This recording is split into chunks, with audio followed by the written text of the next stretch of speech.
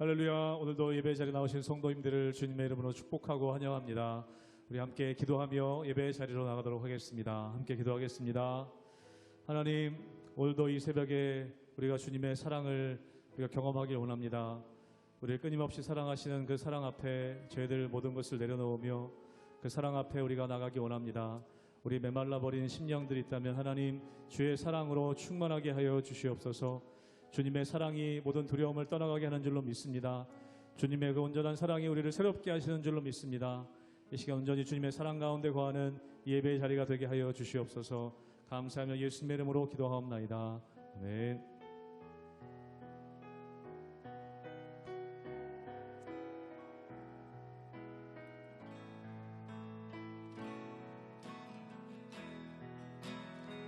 주를 향한 나의 사랑은 주께 고백하게 하소서. 아름다운 주의 그늘 아래 살며 주를 보게 하소서. 주님의 말씀 선포될 때에 땅과 하늘 진동하리니 나의 사랑 고백하리라. 나의 구주 나의 친구 부드러운 주의 속삭임 부드러운 주의 속삭임 나의 이름을 부르시네. 주의 능력 주의 영광을 보이사 성령을 부소서. 메마른 곳 거룩해지도록 내가 주를 찾게 하소서. 내 모든 것 주께 드리리. 나의 구주 나의 친구 온 마음으로 주를 바라며 나의 사랑 고백하리라. 나를 향한 주님의 그 크신 사랑 간절히 알기 원해.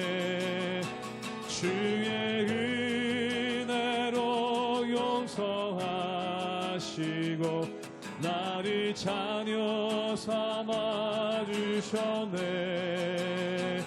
나의 사랑 고백하리라. 나의 구주 나의 주의 은혜로 용서하시고 주의 은혜로 용서하시고 나를 자녀 삼아 주셨네. 나의 사랑 고백하리라. 나의 구주 나의 친구 내 주 되신 주를 참 사랑하고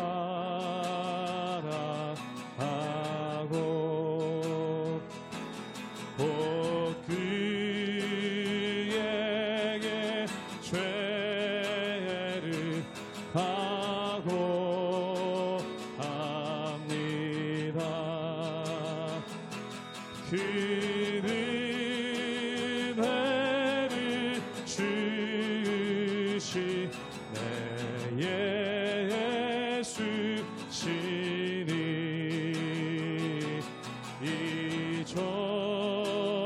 이전보다 더욱 사랑합니다. 주 날 사랑하사 주나 사랑하사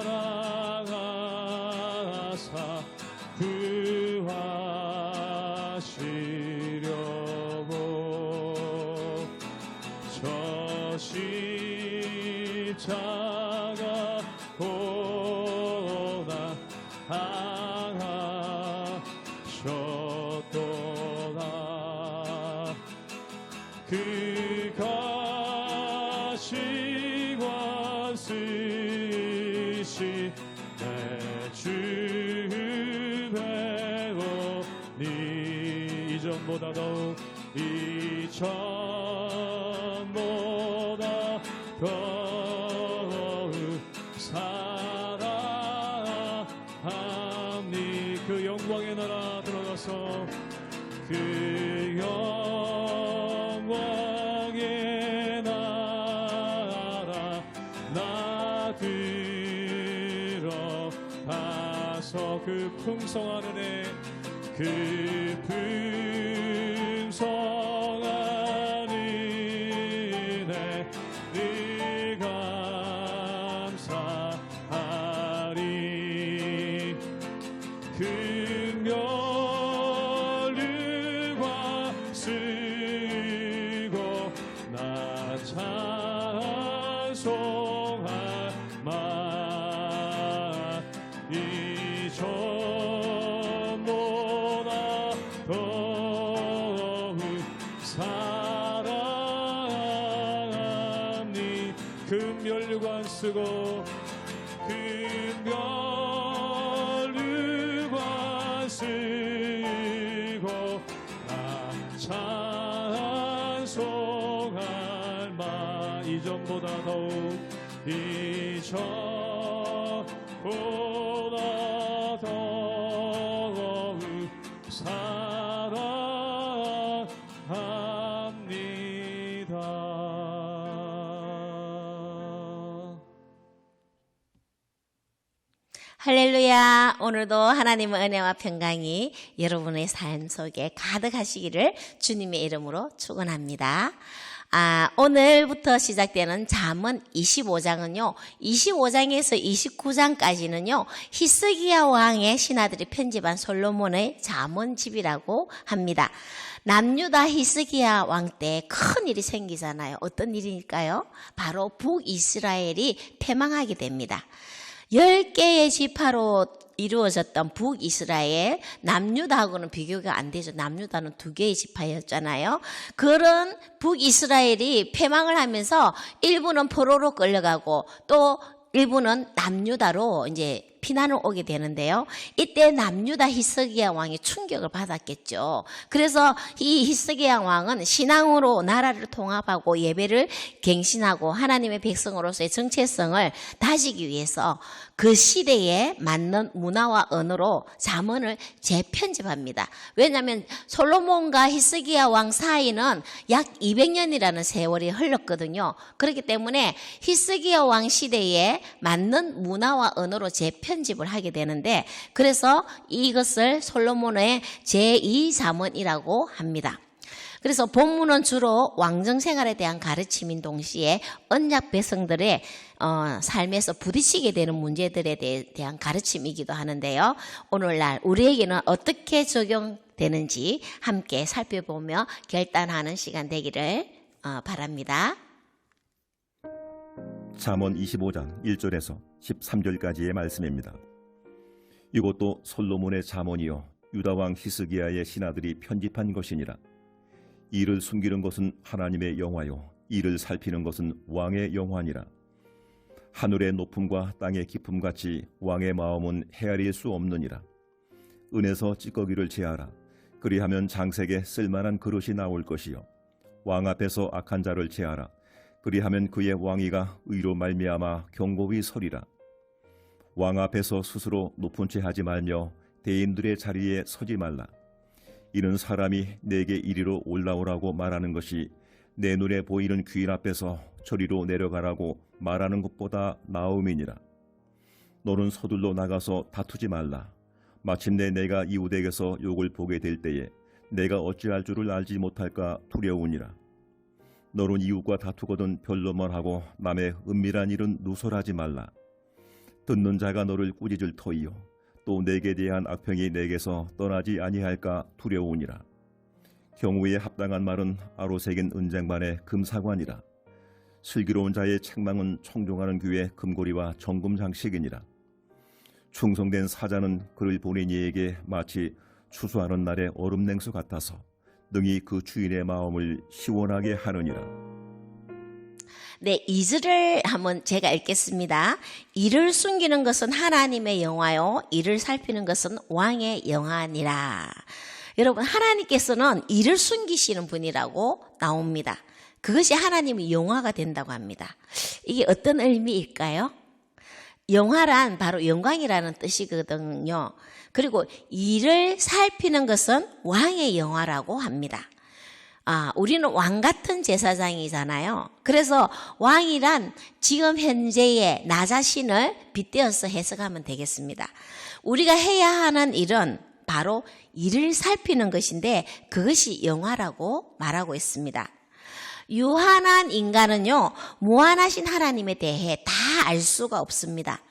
하나님은 지혜로 우주 만물을 창조하셨습니다. 모든 창조 사역을 비밀로 해놓으셨기 때문에 우리 인간이 하나님의 창조 과정을 다 이해하지 못하는 거죠. 창조에 대한 시간관념만 한번 생각해 봅시다. 자, 우리는 6일 동안 창조하신 하나님의 6일 동안 하나님이 세상을 창조하셨다고 하는데 이것은 바로 하나님의 시간인데 인간의 시간으로 6일인지 아니면 수억 년 시간인지 천체 물리학자들은 말하죠. 우주의 나이가 140억 년 또는 206억 년이라고 주장하는 사람들도 있습니다.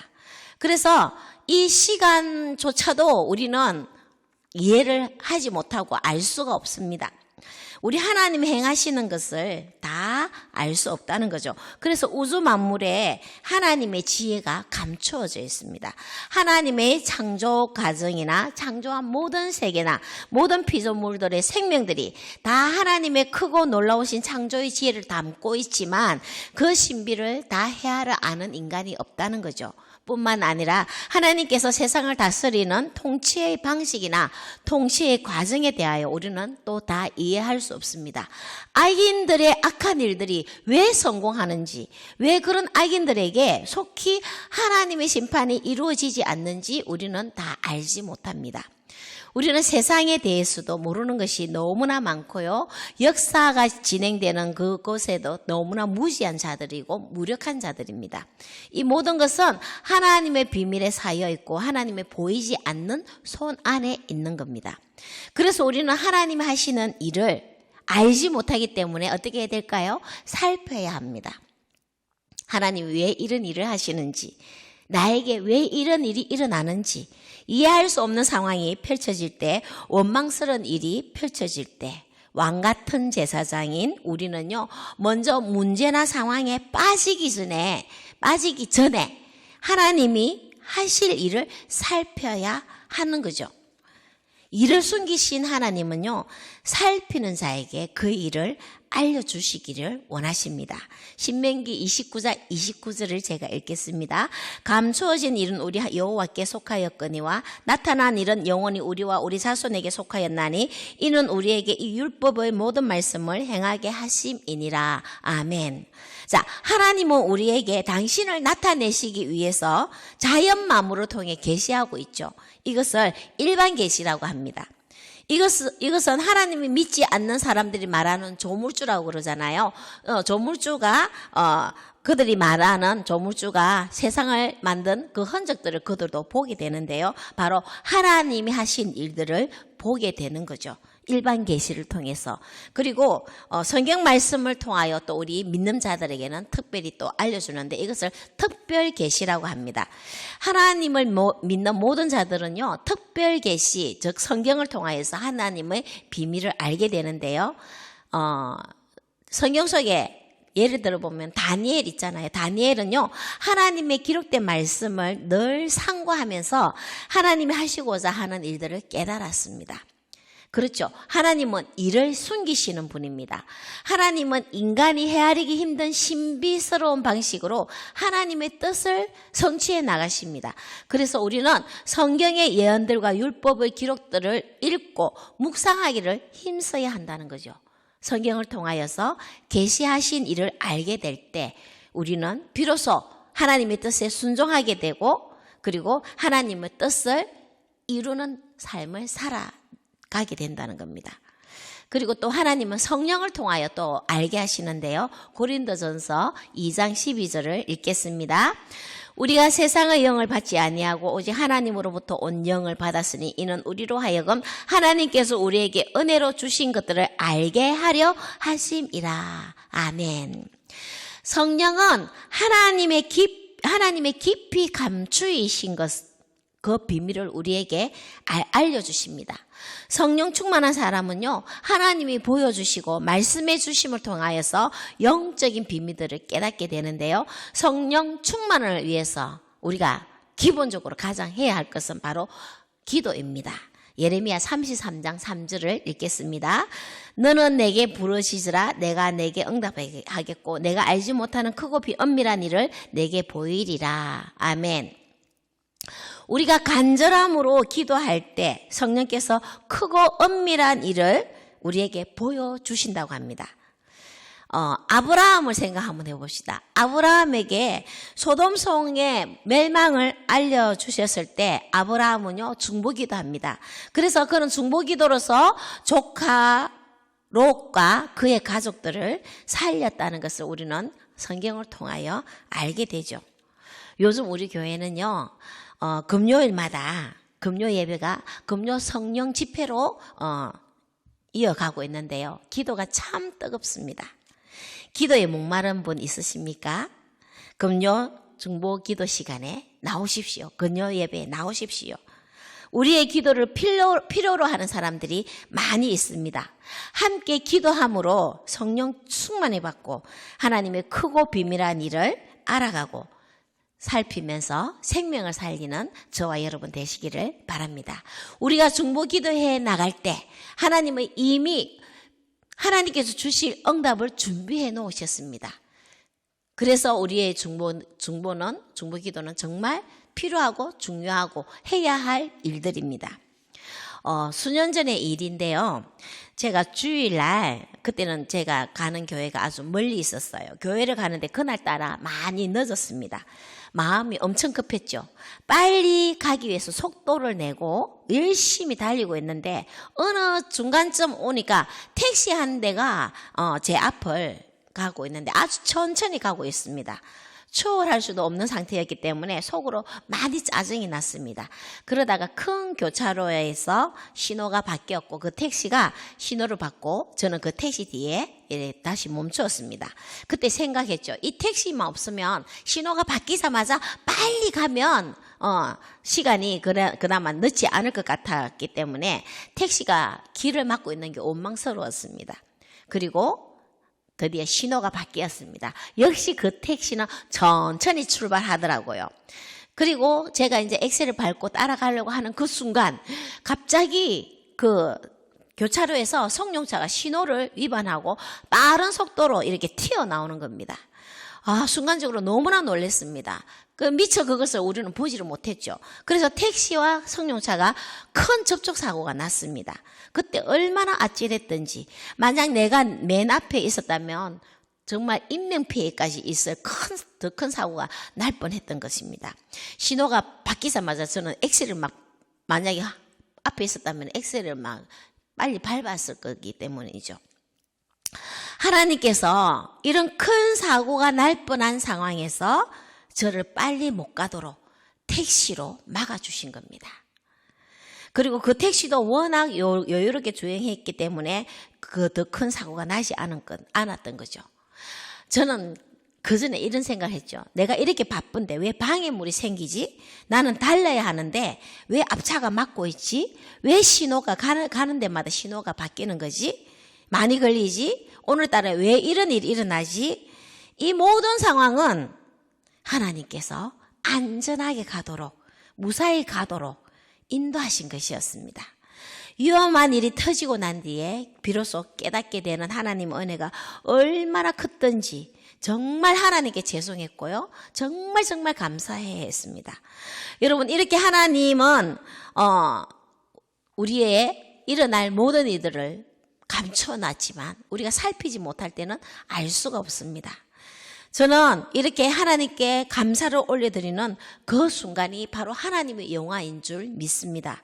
우리를 늘 살피시고 보호하시는 하나님은 우리의 작은 고백에 작은 감사의 소리라 할지라도 하나님은 그 소리를 들으시고 기뻐하시며 영화로워 하신다는 거죠. 이것이 바로 하나님의 영화입니다. 또 여러분, 혹 어떤 여러분에게 알 수 없는 이해되지 않는 일이 있으십니까? 어떻게 이런 일이 생기지 하고 막막해질 때가 있으십니까? 여러분, 그 속에 하나님의 숨겨진 은혜, 숨겨진 신비한 일을 살피십시오. 그러면 결국 하나님의 뜻을 알게 되고요, 은혜를 발견하게 될 줄 믿습니다. 우리의 놀라움과 감격으로 감사와 찬양을 올리는 순간은 바로 하나님의 영화입니다. 또한 우리는 하나님의 사랑을 깊이 깨닫는 그 순간 우리의 영화가 될 줄 믿습니다. 하나님은요, 우리의 오늘의 삶 속에서도 하나님은 하나님의 일을 숨겨 놓으셨습니다. 왜냐하면 그것을 발견하고 하나님께 감사를 올려드릴 때, 그 은혜가 어떠함을 우리가 발견하게 될 때 하나님은 영화가 되기 때문입니다. 오늘도 숨겨놓으신 하나님의 은혜를 또 발견하면서 깊이 감사와 찬양을 올려드리는 영화가 있는 여러분들의 삶이 되기를 주님의 이름으로 축복합니다. 기도하겠습니다. 하나님 아버지, 감사합니다. 하나님의 크심과 기쁘심과 넓음과 일하심의 신비는 우리 인간의 이해를 뛰어넘으십니다. 그래서 다 깨달을 수 없음을 알게 됩니다. 하나님의 신비의 일을 늘 살피는 지혜자 되기 원합니다. 우리의 입술의 모든 고백이 하나님께 영화가 되기 원합니다.